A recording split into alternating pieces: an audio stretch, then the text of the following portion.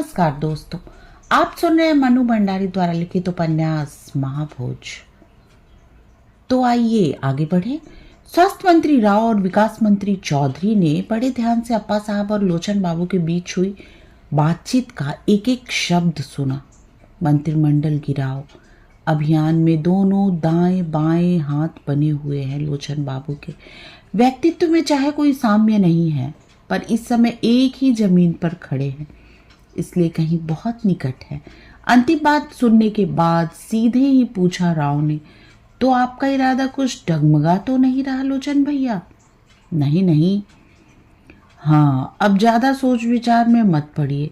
आगजनी वाली घटना के बाद ही हम लोग अड़ गए होते तो सरोहा चुनाव में आज हमारा आदमी खड़ा होता, पर हर बार हमें दबा दिया गया और हम दब गए। कभी अनुशासन के नाम पे, तो कभी पार्टी की एकता के नाम पे, कभी अप्पा साहब के घुटने के नीचे, तो कभी दिल्ली के अंगूठे के नीचे। लेकिन इस बार चुके तो बस चुके। बीच में ही बात लपक ली चौधरी ने। यही सही मौका है। जिस तरह की घटनाएं घटी हैं उससे साख तो गिरी है दा साहब की सबकी नजरों में। अभी तक अपने असंतोष की बात करते हैं तो उसे वजन मिलेगा। कल को सरोहा चुनाव जीत गए तो साख फिर बुलंदी पर, और हमारा असंतोष बेबुनियाद। जहां पल में तोला पल में माशा वाली स्थिति, तो वहां ज्यादा सोच विचार में पड़ना ही नहीं चाहिए। आप ज्ञापन का मसविदा तैयार कीजिए। इन दोनों की बातों से लोचन बाबू के मन में उभर आए दुविधा द्वंद्व अपने आप बह गए। उत्साह में भरकर ही उन्होंने कहा, ठीक है, मसविदा तैयार कर लेते हैं और अधिक से अधिक दोनों के हस्ताक्षर करवा कर ले लेते हैं अप्पा साहब को। इस बार सोच का पुट राव के स्वर में था, लेकिन बहुत प्रतीक्षा नहीं करनी पड़ी उसे बाहर आने में। सीधे ही पूछा राव ने, ज्ञापन देने से पहले हम लोग आपस में ही कुछ बातचीत कर ले तो क्या अच्छा नहीं होगा? बहुत साफ बातचीत, बिना किसी लाग लपेट के, और उसकी मंजरी आंखों में एक स्पष्ट सी धूर्तता उभर आई।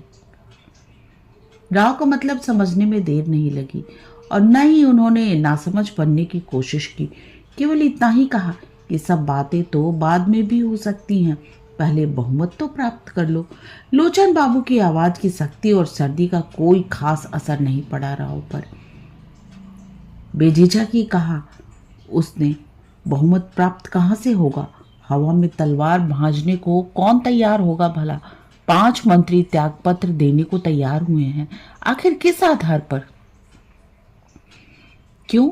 दा साहब की नीतियों से असहमति के कारण। जोर से हंसा राव, मानो कोई बहुत ही मजेदार बात कह दी है लोचन बाबू ने। जब हंसी थमी तो अपनी मंजरी आंखों को लोचन बाबू के चेहरे पर टिकाकर बोला, यहां आप जनता के सामने नहीं बोल रहे लोचन भैया, बलि चढ़ाए जाने वाले 2 बकरों के सामने बोल रहे हैं। घास पात की कुछ व्यवस्था तो करेंगे या नहीं? अनायास ही लोचन भैया के मन में अप्पा साहब का कहा हुआ वाक्य कौंध गया। हर दिन अपना मोल भाव करने वाले लोगों के बूते पर तुम यह निर्णय ले रहे हो, और क्षण भर पहले उमड़े जोश पर फिर ठंडे छींटे पड़ गए। लगता है आप लोग तो सारा हिसाब किताब करके ही आए हैं, तो फिर अपनी कीमत भी बता दीजिए। बात में ही नहीं, पर कहने के लहजे में भीतर तक काट देने वाले व्यंग की धार जरूर थी। मगर राजनीति में रहकर जितनी खाल गेंडे की तरह हो गई हो, वे कटते नहीं इतनी आसानी से। करके तो नहीं आए, पर करने जरूर आए हैं। स्वर में न कहीं संकोच था न दुविधा। राव की हर बात पर चौधरी की गर्दन जिस तरह हिल रही थी, उससे साफ लग रहा था कि दोनों अपनी अपनी गोटियां बिठा चुके हैं। मैं कौन होता हूँ घास पात डालने वाला? क्षोभ भरी कातरता उभर आई लोचन बाबू के स्वर में।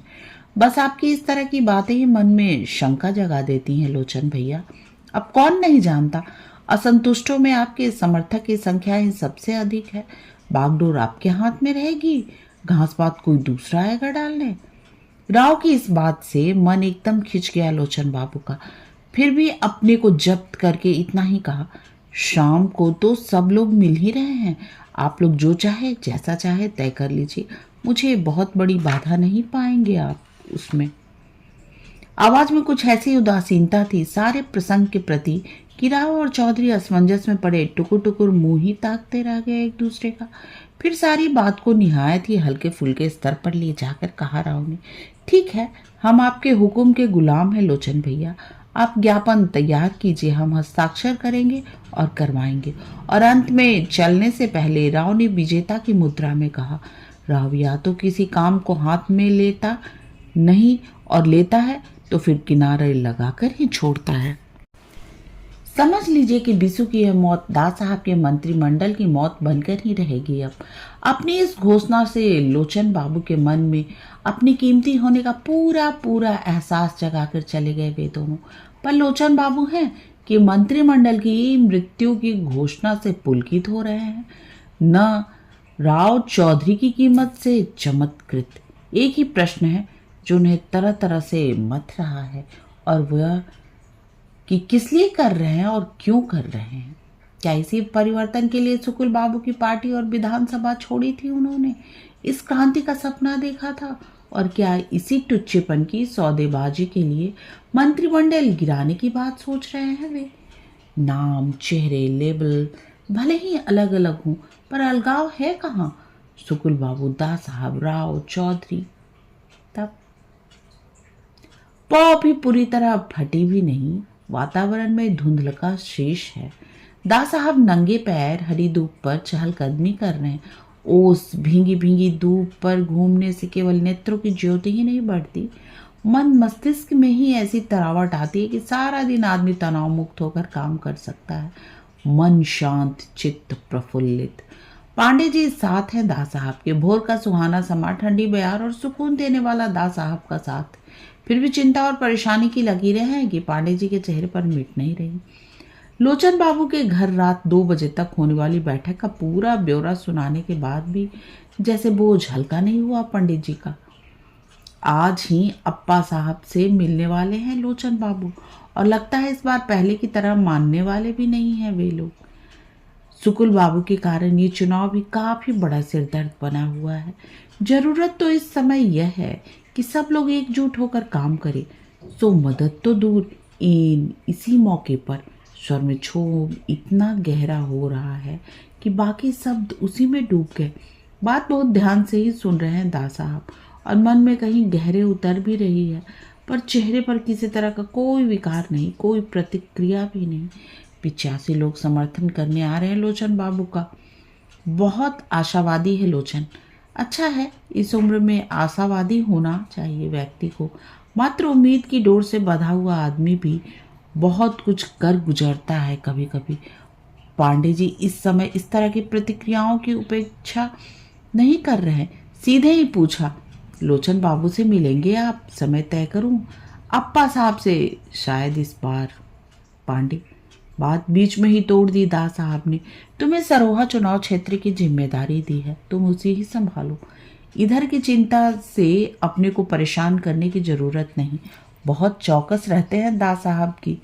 हर व्यक्ति अपनी जिम्मेदारी और अधिकार की सीमा के भीतर ही रहे, उसमें जहां तक संभव हो दास साहब हस्तक्षेप नहीं करते, पर दूसरों को अपनी सीमाओं का अतिक्रमण करे इसकी छूट भी नहीं देते। पांडे जी का यह काम जरूर है कि शहर के हर कोने में होने वाली गतिविधि की सूचना दास साहब को दे, पर मात्र सूचना दे। उनसे दास साहब पर होने वाली प्रतिक्रिया जानना या दास साहब की योजनाओं को जानना उनके अधिकार की सीमा में नहीं आता। हाँ, सरोहा का काम उन्होंने खुद पांडे जी को सौंपा है, पूरे विश्वास के साथ और पूरा अधिकार देकर। सो बात को उसी प्रसंग में लाकर उन्होंने पूछा, सरोहा में भाषण 15 तारीख को है ना, यानी परसों? जी हाँ, तैयारी। घरेलू उद्योग योजना का प्रचार पूरे जोर शोर के साथ हो रहा है। हमारे लोग घर घर जाकर समझा रहे हैं और फॉर्म भरवा रहे हैं। लोगों की प्रतिक्रिया, कुछ लोगों के मन में बहुत उत्साह है, कुछ के मन में अविश्वास भी कि बातें तो कब से सुन रहे हैं, कुछ होएगा जाएगा भी या यूं ही। कागजी योजनाएं अविश्वासी तो बना ही देती हैं लोगों को। आज के लिए बस इतना ही। तब तक के लिए आज्ञा।